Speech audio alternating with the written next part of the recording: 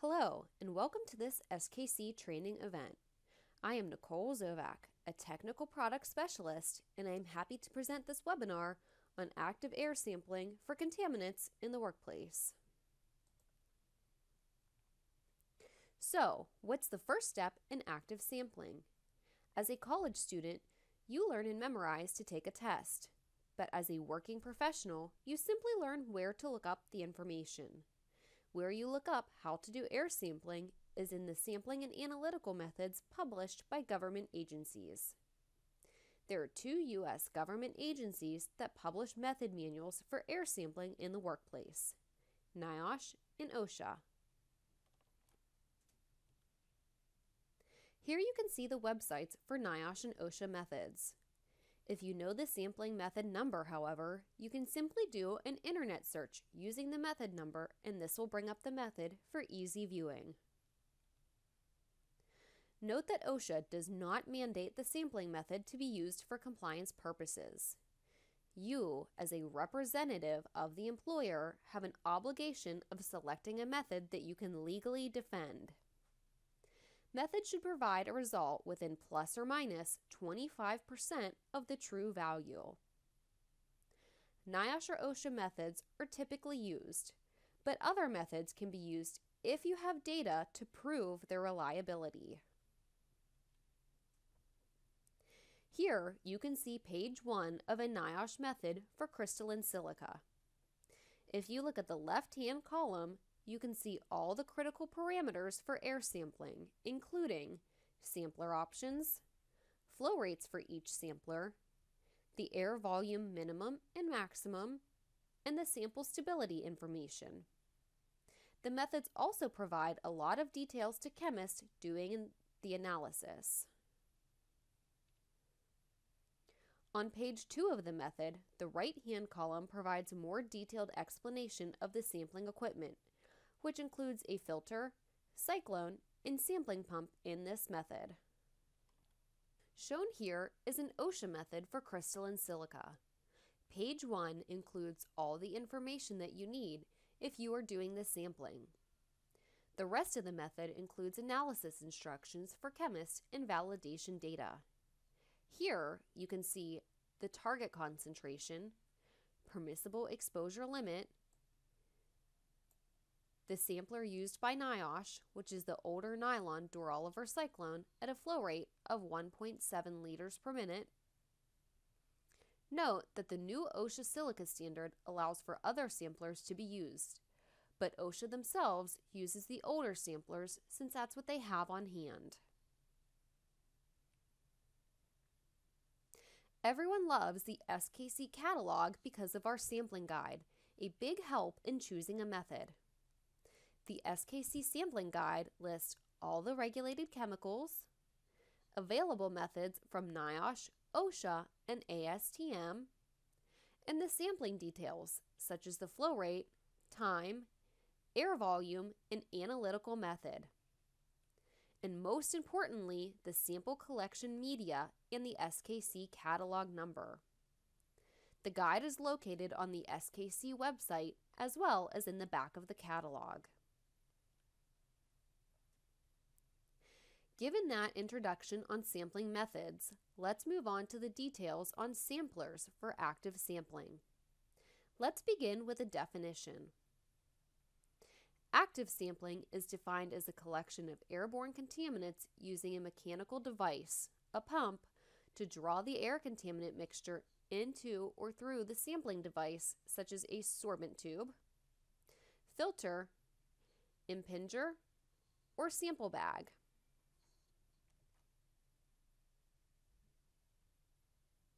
Regardless of the target compound that you are trying to collect, active air sampling will involve 3 key components in your sampling train: a sampling pump, something to pull or push air; a calibrator or flow meter, something to indicate how much air has been pulled or pushed; and the sampling media, something to pull or push the air through or onto for analysis.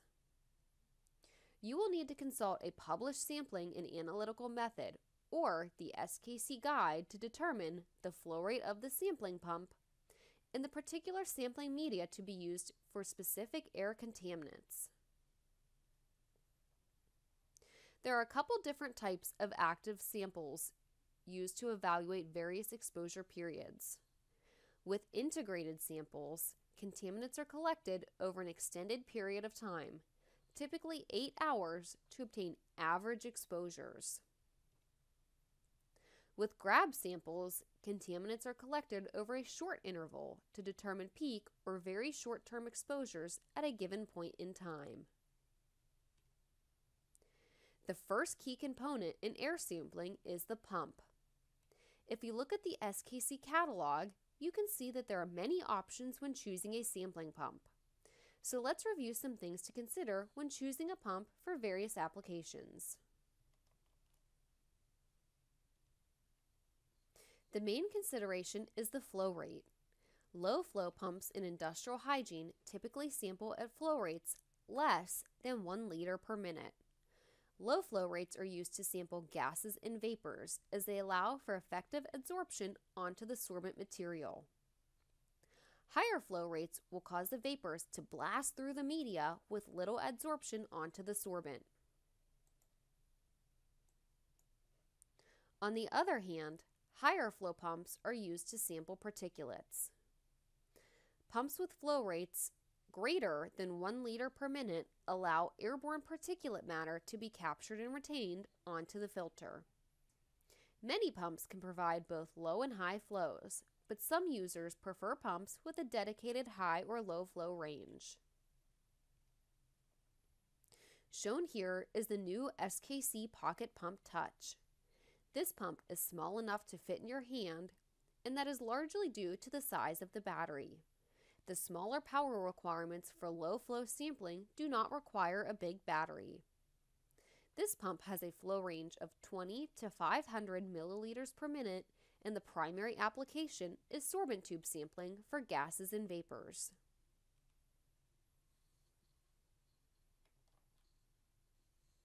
Shown here is the CHEK-MATE touch pump. This pump has a flow range up to 5 liters per minute or down to 5 milliliters per minute using the low flow tube holder. Considering the high power of this pump, it is still very small and compact for personal air sampling.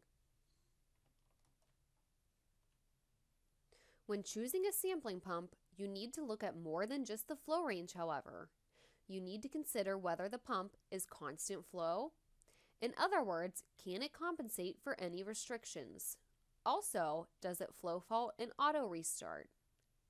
You also need to consider whether the pump is shielded from electromagnetic susceptibility.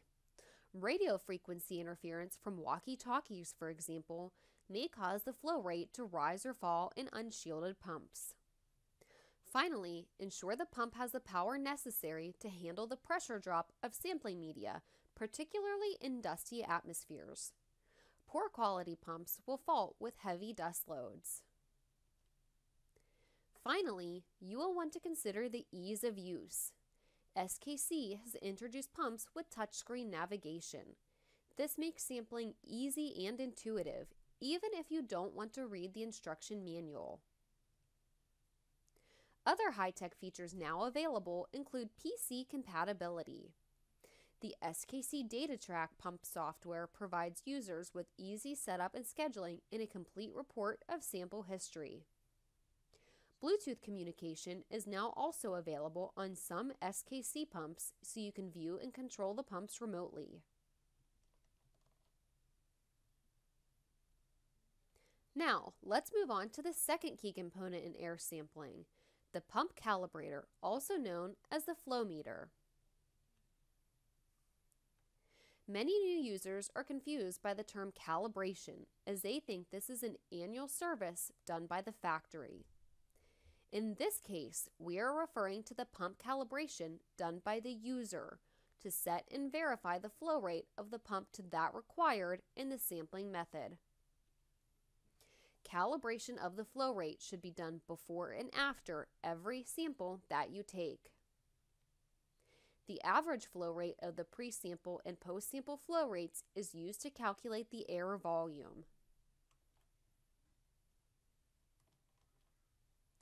Pump calibration is a critical measurement. The purpose is to determine the volumetric flow rate that will pass through the sample media over the sample period.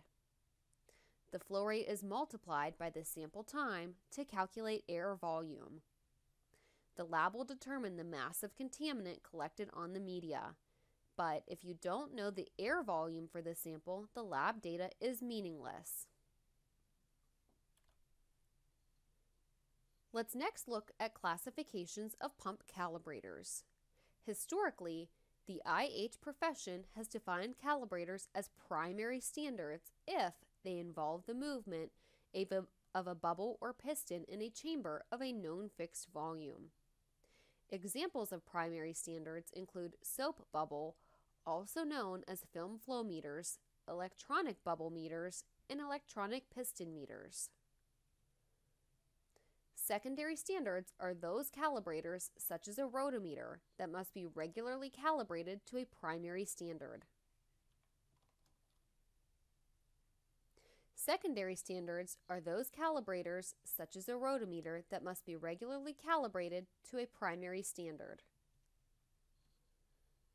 A lesser-known calibrator classification described in IH reference books is known as an intermediate standard. These calibrators have the high accuracy of a primary standard, but are not based on the movement of a bubble or piston in a chamber of a known fixed volume. The SKC CHEK-MATE is an intermediate standard with an accuracy of 1%. It is a best practice to send pump calibrators used for critical flow rate measurements to an ISO 17025 calibration laboratory on an annual basis. The calibration lab will recertify the flow meter to a national standard, which is NIST in the United States. SKC now has an ISO calibration laboratory that can offer this service for a very reasonable fee. For devices such as rotometers, users typically recalibrate these flow meters themselves using their own certified calibrators as the reference. With rotometers, calibration should be done at the temperature and atmospheric pressure of use.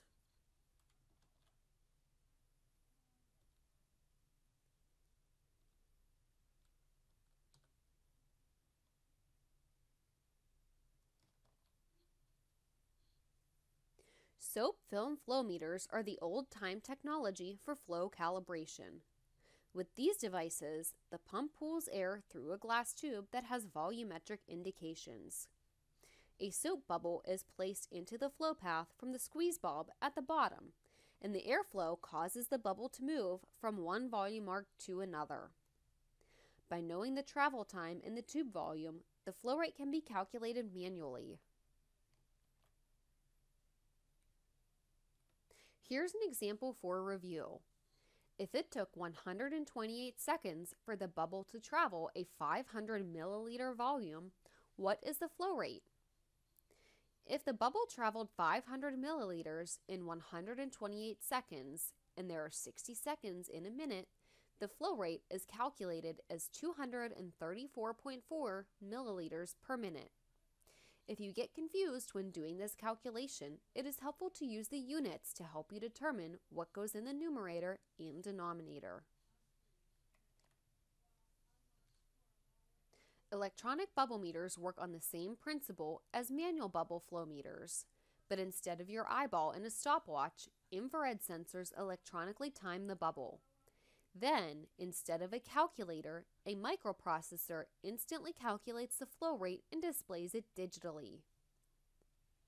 In the early morning hours, with a lot of pumps to calibrate, I would trust an electronic device over my tired eyes and slow reflexes anytime.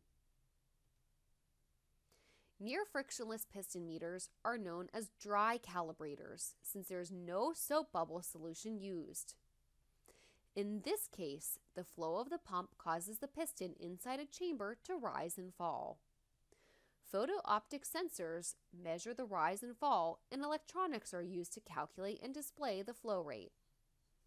These devices simplify the calibration process by eliminating the need for perfectly shaped bubbles for reliable readings. Some newer, smaller calibrator options are shown here. These calibrators have high accuracy and are certified to NIST standards. On the left side is the SKC CHEK-MATE calibrator. On the right side is the TSI calibrator sold by SKC. The SKC CHEK-MATE calibrator uses a differential pressure sensor to determine the flow rate. It automatically adjusts for changes in temperature and atmospheric pressure and displays a moving average of the flow. SKC will be offering a number of CHEK-MATE models with various flows and features, so contact your local SKC office for an update. With rotometers, air passes through a tube with a float ball inside. The flow of air causes the float ball to stabilize at a certain indication on the tube. It is important to note that rotometers are affected by temperature and atmospheric pressure. So for the most accurate reading, calibrate the rotometer to the certified calibrator under conditions of use. Here's a couple more valuable technical tips on pump calibration. Let your pumps run 5 minutes before calibration after removing them from the battery charger to let the flow stabilize. The pump must be calibrated with representative sample media in line. Use a clean set of media to collect the sample in the field after calibration. Keep in mind the following technical tips on calibration. It is not necessary for the flow rate to be the exact flow specified in the method. Just be sure it's within 5% and you know exactly what it is.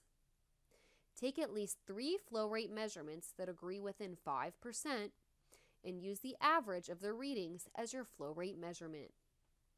If pre and post averages differ by more than 5%, your sample is called into question. Wow, industrial hygienists love 5%. For those new to air sampling, it can be confusing as to what goes where when doing calibration. So here's a tip. Set up the pump and sample media like it's ready to be attached to the worker. Then attach the calibrator to the open end, the inlet of the sample media, to measure the airflow into the device.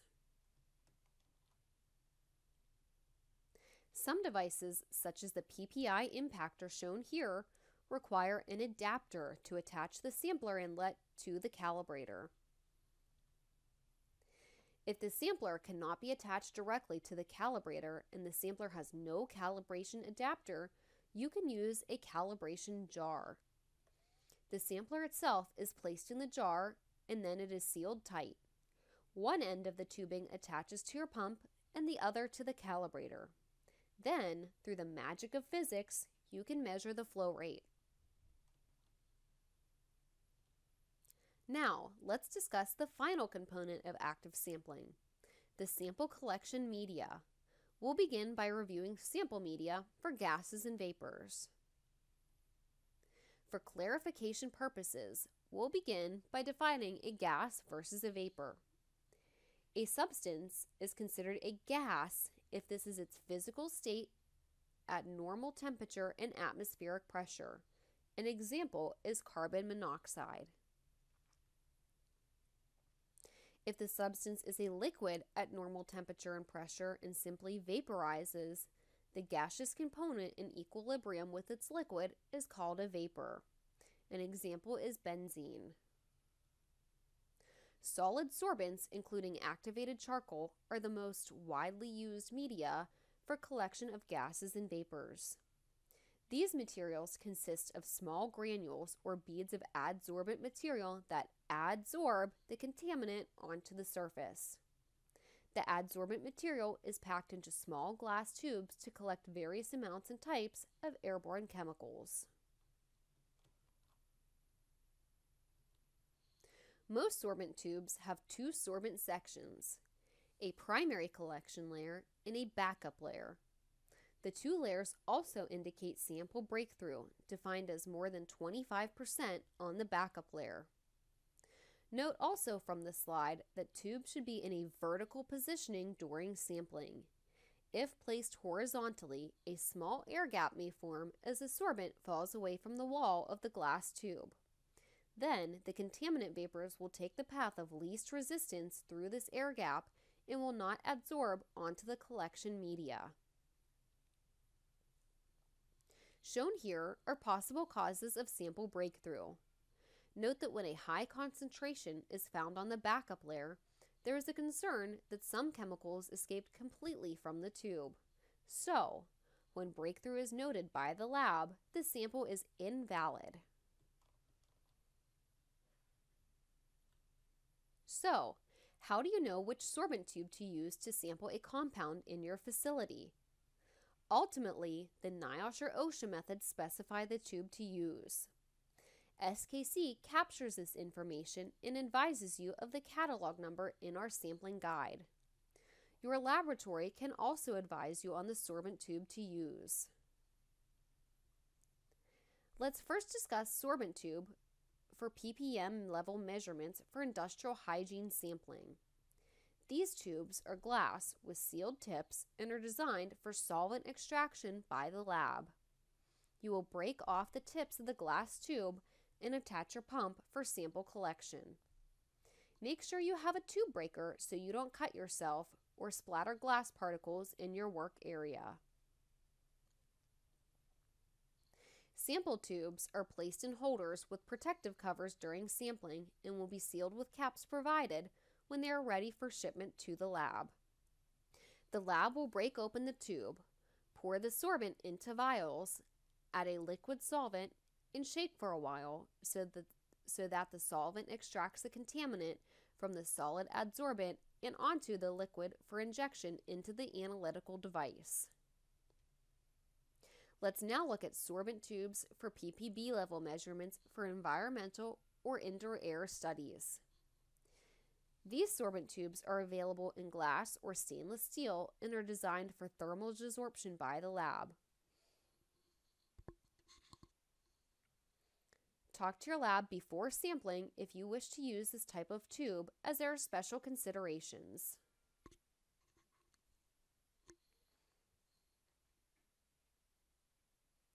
SKC offers hundreds of sorbent tubes with different types of sorbent materials for published methods. Carbon-based sorbents include activated charcoal and Inosorb 747 from SKC, and Carbotrap and Carbosieve sold by Sapelco. The most popular inorganic sorbent is silica gel, used to collect polar organic compounds such as alcohols, amines, and phenols. As a consumer, when you buy electronic products, they are often packaged with a silica gel pouch used as a desiccant. Sorbents made of organic polymers include Porpax, Chromosorbs, and XAD resins, and Tenex. They are used to collect a variety of specialty compounds. For example, XAD resins are used for pesticides, and Tenex is used for low-level VOC sampling followed by thermal desorption. Other specialty sorbent materials include polyurethane foam cartridges. These so-called puff tubes are used for the collection of semi-volatiles, including PCBs and pesticides, following ASTM or EPA methods. Some recent OSHA and NIOSH methods specify tubes that contain both sorbents and small internal filters. The sorbent filter combination tubes capture or scrub out particulate phase contaminants and simultaneously collect contaminants in the vapor phase. These sorbent filter combination tubes are specified in OSHA or NIOSH methods for pesticides, glycols, and hydrogen sulfide. Some chemicals are not effectively trapped by any solid sorbent without special preparation or treatment. For example, silica gel must be washed multiple times to scrub out the inorganic contaminants so it can be used to collect inorganic acid gases, such as HCl or HF. Chemical coating is done on various sorbents to trap common contaminants such as formaldehyde, nitrogen dioxide, amines, and many more. Sorbent tube sampling offers users many advantages. The sample is integrated over the entire period of exposure.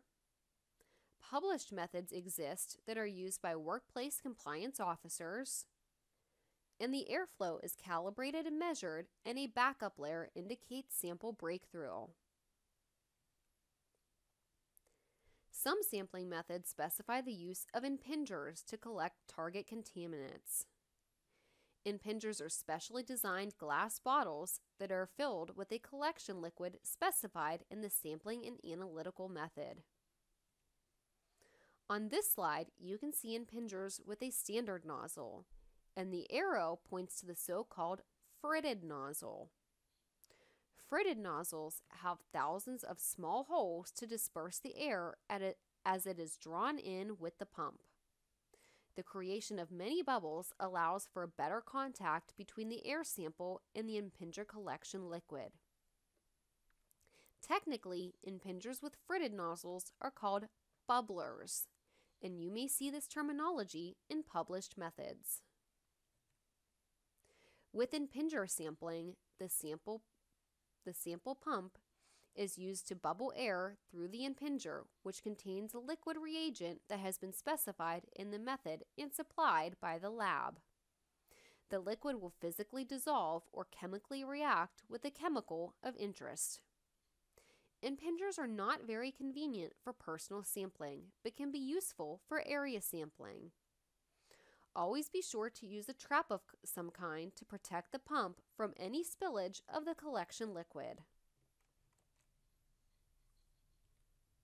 In recent years, chemically treated filters are being used as an alternative to wet chemistry methods using impingers.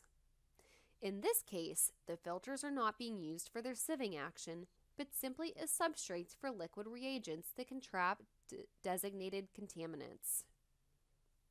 The liquid media on the filter will derivatize the contaminant of interest, producing stable compounds for storage and analysis. SKC supplies chemically coated filters preloaded into cassettes for designated agency methods.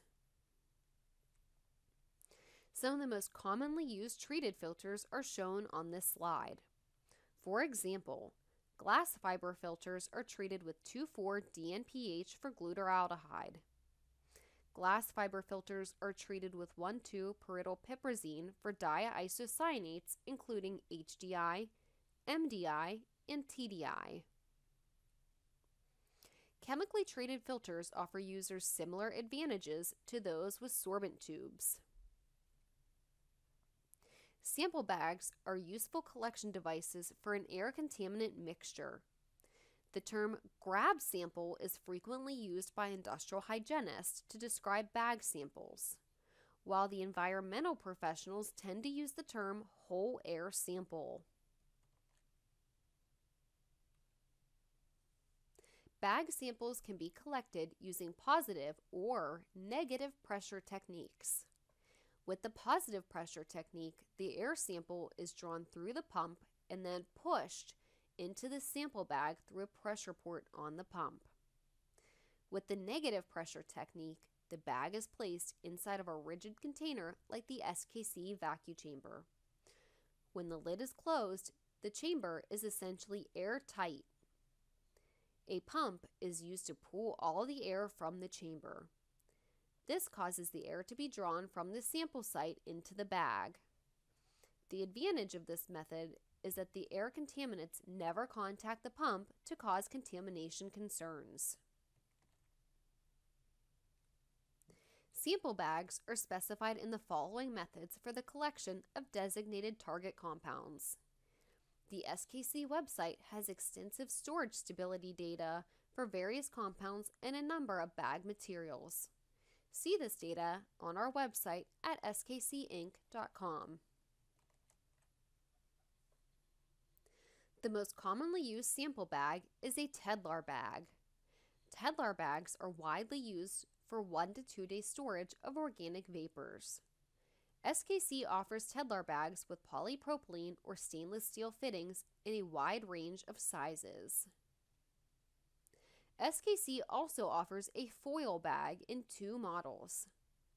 The standard SKC Flex foil bag is suitable for gases not stable in Tedlar, such as CO, CO2, and methane.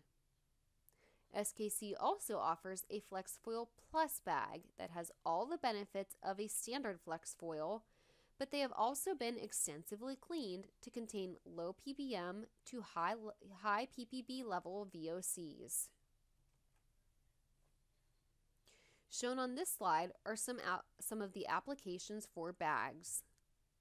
In industrial hygiene, bags are often used for leaks, spills, and emergency situations requiring rapid collection and analysis. They are also used to determine peak concentrations for specific plant processes or worker tasks. Bags are much more widely used in environmental applications, for field applications using on-site portable direct reading instruments like PIDs with the option of lab analysis. Next, let's discuss samplers and filter collection media for particulates. Particulates in the workplace can be found as dust, fumes, mists, or smokes, and each of these has a scientific definition shown on the slide. In particular, look at fumes. News reports commonly refer to carbon monoxide fumes. This is incorrect. Fumes are solid particles formed above molten metal in welding and similar operations. Fibers, such as asbestos, are also considered particulates. Asbestos and other fibers are typically sampled using 25 mm MCE filters in black conductive cassettes, following the NIOSH method 7400. Size selective sampling, which is discussed next, is not done for asbestos. Like with sorbent tubes, published sampling and analytical methods provide detailed specifications on the collection media, including the type of filter to be used for target compounds, pore size, filter diameter, and type of filter cassette. Mixed cellulose ester, or MCE filters, are widely used in industrial hygiene sampling. Typical applications include asbestos, metals, and oil mist. Polyvinyl chloride, or PVC filters, are also widely used in industrial hygiene for particulates not otherwise classified, chromic acid and hexavalent chromium, and they are now also being used by some labs for metals. And right now, the most popular application is for silica with a respirable dust sampler. Glass fiber or quartz filters are not used as much in industrial hygiene and are more limited to specialty applications, such as collection of pesticides, PAHs, PCBs, and diesel particulate matter. These filter types, however, are used frequently in methods that require chemically coated filters. Teflon filters are widely used in environmental methods for sampling indoor or ambient air particulates. In industrial hygiene, Teflon filters have more limited applications, which include PAHs. Sampling with filter cassettes can be done either closed-faced or open-face. For most applications, closed-face sampling is done. In this case, the inlet piece of the filter cassette remains in place during sample collection. Only the small plug is removed. Open-face sampling is typically done when sampling asbestos or other fibers. In this case, the entire inlet piece is removed during sample collection to ensure even distribution of particles on the filter. Note also that open-face sampling is done when using SKC cyclones. In this application, the inlet piece of the cassette is removed and the cyclone is inserted into the middle ring of the cassette during sampling. After sampling, the inlet piece is put back onto the filter cassette for shipment to the lab. Many new users get confused over the matched weight versus pre-weighed filters. Matched weight filter cassettes contain 2 filters of the same type, matched in weight, within 50 to 100 micrograms. One filter is exposed to dust and one is not. The difference in the weight is the weight of the collected sample. Matched weight filters eliminate the need for pre-weighing. Pre-weighed filter cassettes contain one filter that has been pre-weighed by the supplier, SKC. Another common question is whether filters have a front and back. Filters do not have a designated front and back. As a result of the manufacturing process, filters may have a rough side and a shiny side. The shiny side is the preferred collection side for microscopic analysis. The rough side is preferred for gravimetric analysis, but there is no real front and back. Beginners, please note that filters are white. The blue or yellow items in the box are wax paper spacers. The hazard potential of particulates is determined by the chemical composition, what is it, the mass concentration, how much is in the air, and size characteristics, how big are the particles. The size of the airborne particles is important because this determines where in the respiratory system the particles will deposit. Small particles are more hazardous because they will deposit deep into the lung in the gas exchange region. Because the size of the particle ultimately affects the health outcome, exposure limits have been issued for different sizes of particles. Traditionally, in industrial hygiene, particulates have been described as either total dust or respirable dust. As an aside, note that in this case, the use of the word dust is just a general descriptor for all particulates. Total dust has a very vague definition with no description on size of the particles. Total dust is that which is captured onto a 37 millimeter filter loaded into a cassette and connected to a sampling pump calibrated to the designated flow. Here, you can see an exploded view of the filter cassette in place. Note that the inlet of the filter cassette should be pointed down during sampling. This ensures that the contaminant mass collected on the filter is what the pump actually pulls in and not what lands onto the filter via impaction from splashing, blasting, or other activities. Now let's discuss respirable dust. Respirable dust particles are those small enough to penetrate down to the lower region of the lung. To sample respirable dust, the same PVC filter used for total dust sampling is used for sample collection. Preceding the filter, however, is a size-selective device that will separate the respirable fraction from the non-respirable fraction.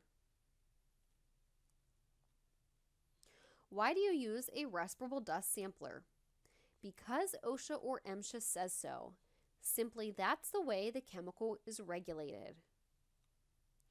Respirable dust samplers separate the smaller respirable particles from the larger particles in the dust cloud. Collecting larger, non-respirable particulates would inflate the results of the sample, overestimating exposure.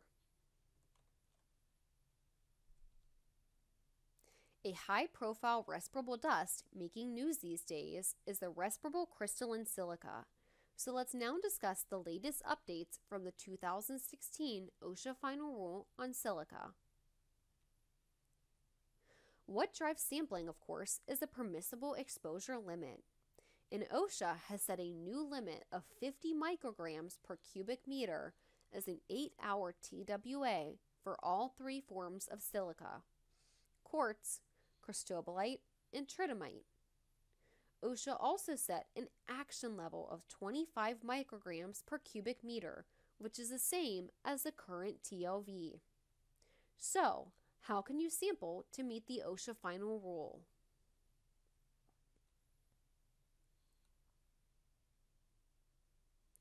A major development in the new standard was that OSHA adopted new performance criteria for silica samplers.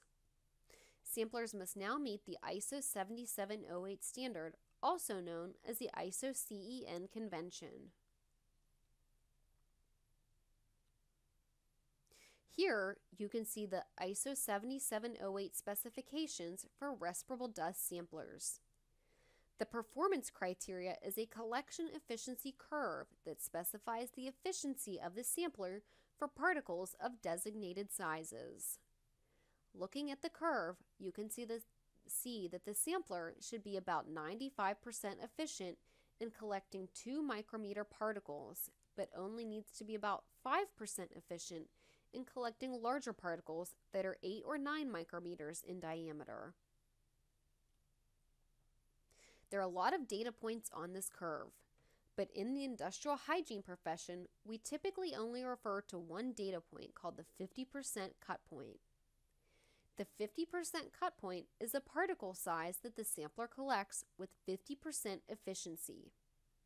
If you go to the 50% efficiency and drop down on the curve, you can see that 50% or median cut point is 4 microns. Given that introduction, let's now look at respirable dust samplers available to meet the OSHA criteria. Option 1 is traditional cyclones.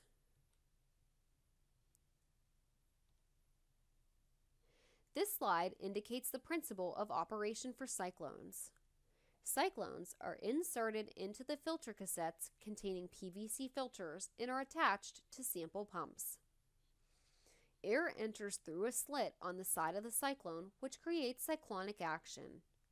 Through centrifugal force, large particles fall into the cap at the bottom, called a grit pot, and are discarded. Small particles are thrown onto the filter for analysis. Please note that the cap at the bottom of the cyclone must be on during sampling. Many seem to make the mistake of removing this cap. After sampling, the cyclone is removed and the filter is capped and sent to the lab. Be sure that you do not turn the cyclone upside down until you have removed the filter. If the large particles in the cap at the bottom get dumped onto your filter, your sample is invalid and the results will look very high. After sampling, be sure to clean the cyclone. If a federal OSHA inspector shows up on your door, they will be sampling using the older 10 mm nylon Door-Oliver cyclone at 1.7 liters per minute. Note, however, that the new OSHA standard allows employers to use any sampler that meets the OSHA criteria, which is ISO 7708. Newer cyclone samplers include the SKC aluminum cyclone. This cyclone is listed in the OSHA final rule and is used at 2.5 liters per minute to meet the criteria. The aluminum cyclone offers many advantages over the old nylon Door-Oliver. Metal eliminates static electricity concerns. The cyclone is inserted into the middle ring of a three-piece filter cassette, which results in a larger collection area. And finally, a calibration adapter offers users the convenience and eliminates the need for a calibration jar. The GS3 cyclone is another new cyclone brought to SKC from the West Virginia University. They were looking for an alternative to the nylon Door-Oliver, but could not use the aluminum cyclone since aluminum is considered a spark hazard in underground mines. The GS3 cyclone is constructed of conductive plastic and used at 2.75 liters per minute to meet the OSHA criteria. If you are using the GS3 for MSHA applications, consult the instruction manual to determine suitable flow rates.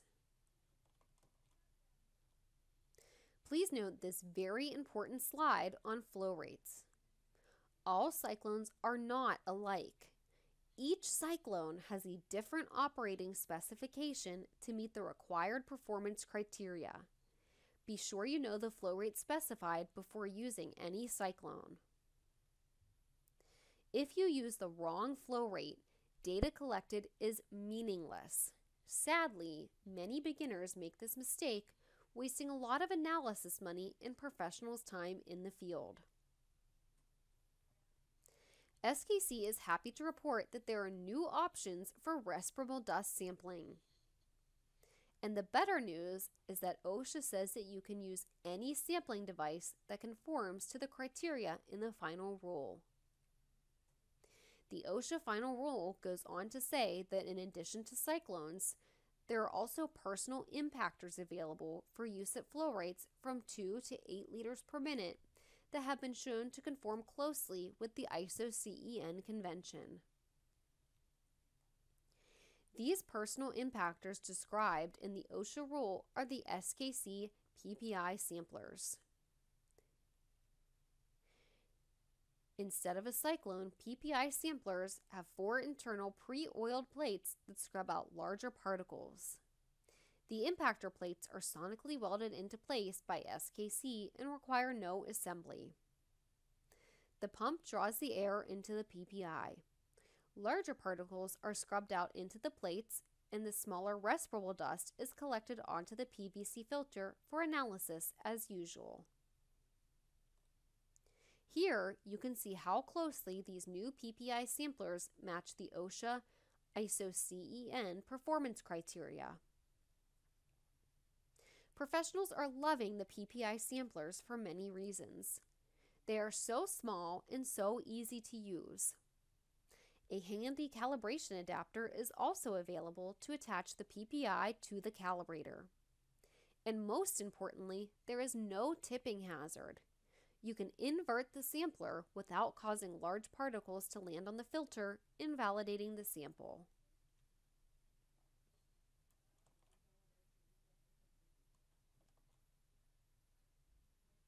Single-use disposable PPI models are available for use at either 2, 4, or 8 liters per minute. This allows users some flexibility for various sample times and airborne silica concentrations.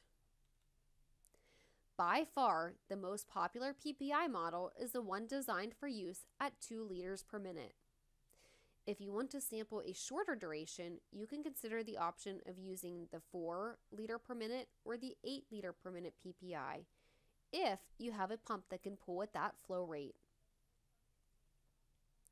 As more of an advanced concept, I wanted to mention some other particulate size fractions in ISO 7708 that are described in the TLV handbook: inhalable particulate mass and thoracic particulate mass.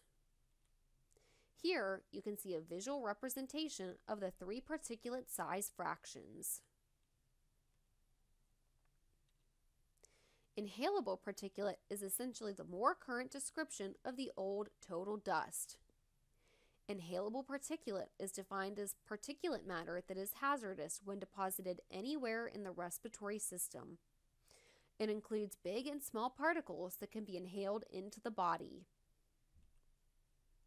According to ISO 7708, inhalable samplers have a 50% cut point of 100 microns. Traditional filter cassettes do not effectively capture inhalable particulate matter since their collection efficiency drops to near zero at 30 microns. The first inhalable sampler was developed at the Institute of Occupational Medicine and is called the IOM sampler. Shown here, you can see that the IOM has a sampler body in cassette, which is unlike traditional cassettes used in IH sampling.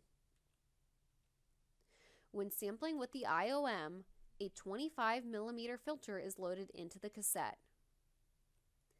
The filter and cassette are equilibrated to standard laboratory conditions, then weighed as a unit. The sample is collected at 2 liters per minute, and after sampling, the sample is weighed again following the procedures just described.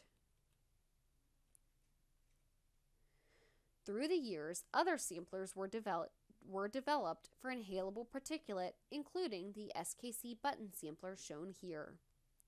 The button sampler was designed by the University of Cincinnati as an alternative to the IOM.